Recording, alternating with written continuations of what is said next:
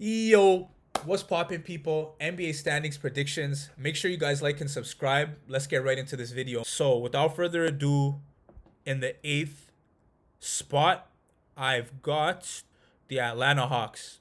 Love the addition of DeJounte Murray. I think him and Trey are going to be great. The Hawks are up and coming team, man.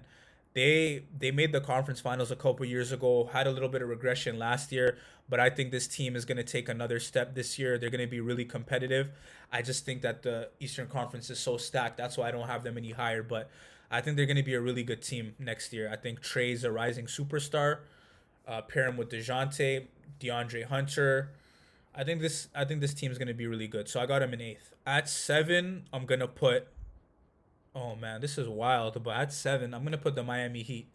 Last year's number one seed made it to the Eastern Conference Finals. Was just a Jimmy Butler Trey ball away from making it to the NBA Finals, but I think they regressed this year. A lot of times I feel like teams who had very successful regular seasons and then don't make it to the finals kind of fall back in the following season.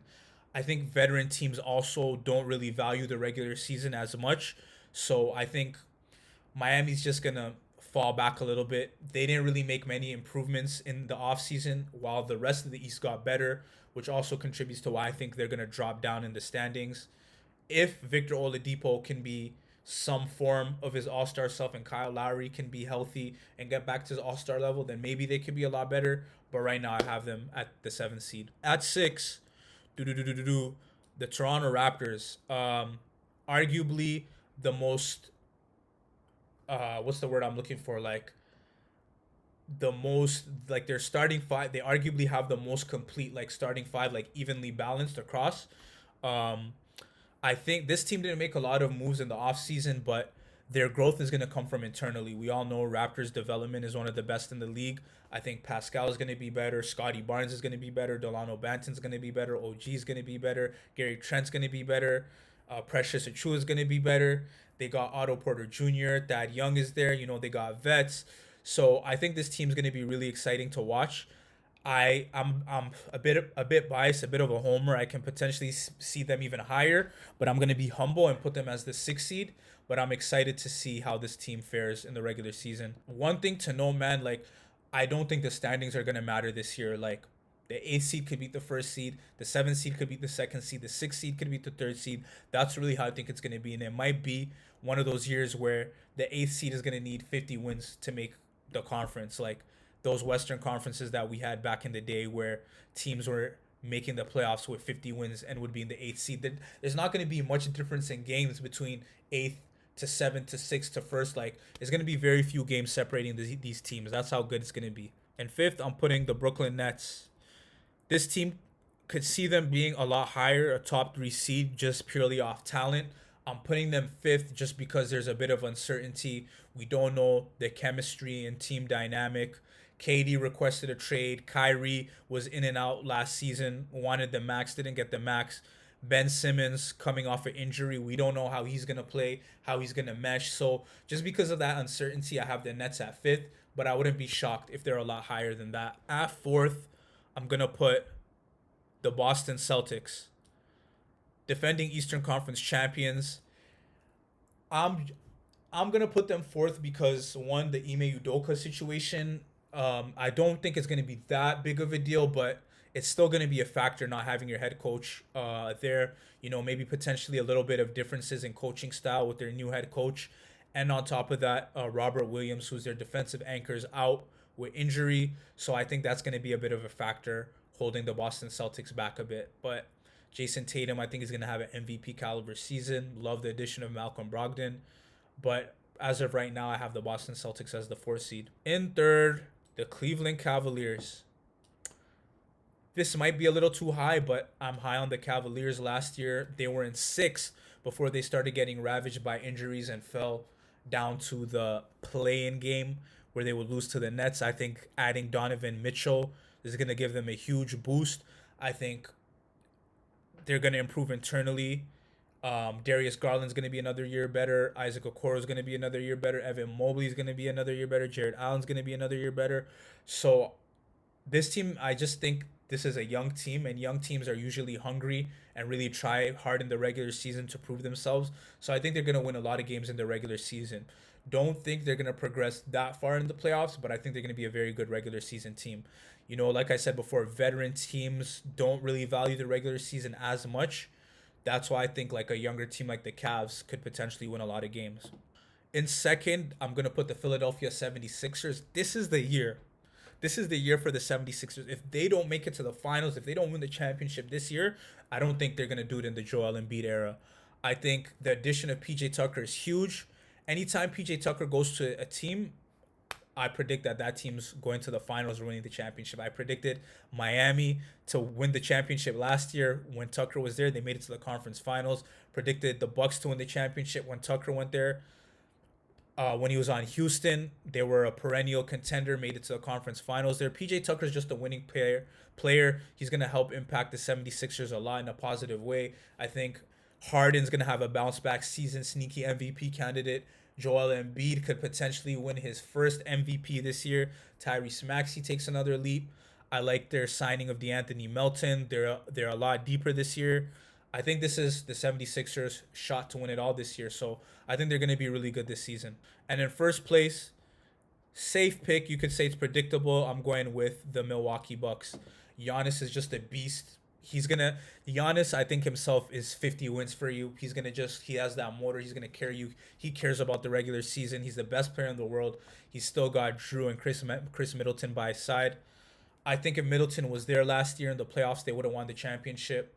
I think the Bucks are the right answer for the first seed in the East. And there you have it. There's your Eastern Conference. So there might be a noticeable team missing.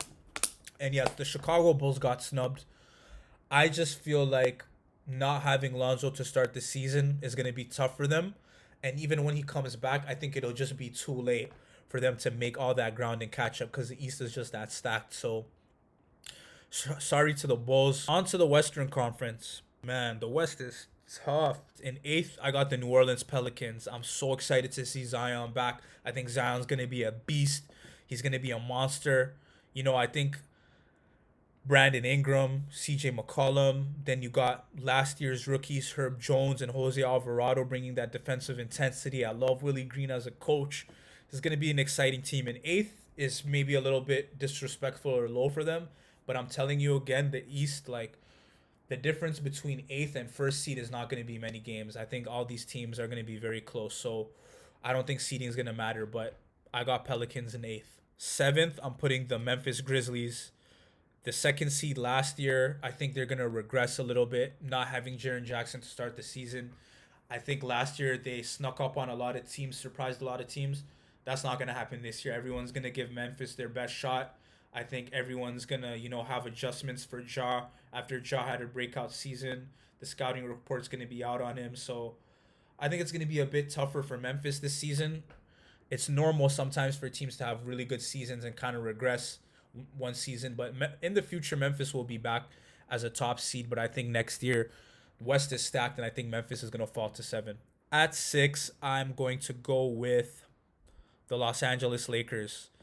Think they're going to have a bounce back season. No way in hell LeBron James lets them go out again like they did last season. Anthony Davis is going to have a bounce back season. Pat Bev is going to be huge. Love the additions. Darvin Ham, think he's going to bring that defensive intensity back for the Lakers. I think the Lakers are going to surprise teams and be fairly good. In 5th, I'm going to go with the Phoenix Suns. Won 64 games last year, flamed out in the playoffs. I think the Suns regress a little bit this year. They're going to trade Jay Crowder because they want to insert Cam Johnson into the starting lineup, but I think that hurts their depth a lot. I don't know. I don't know how Dario Saric is going to perform this year coming off an injury, but I just think like the Suns just aren't going to have that juice that they had last year. Everything was clicking. They were hungry last year after losing in the finals, but I think the Suns window has closed. Don't think they're going to be as dominant as they were in the last couple of seasons. That's why I got the Phoenix Suns at number 5. At 4, I'm going to go with the Los Angeles Clippers. I think this is most people's favorite to win the title.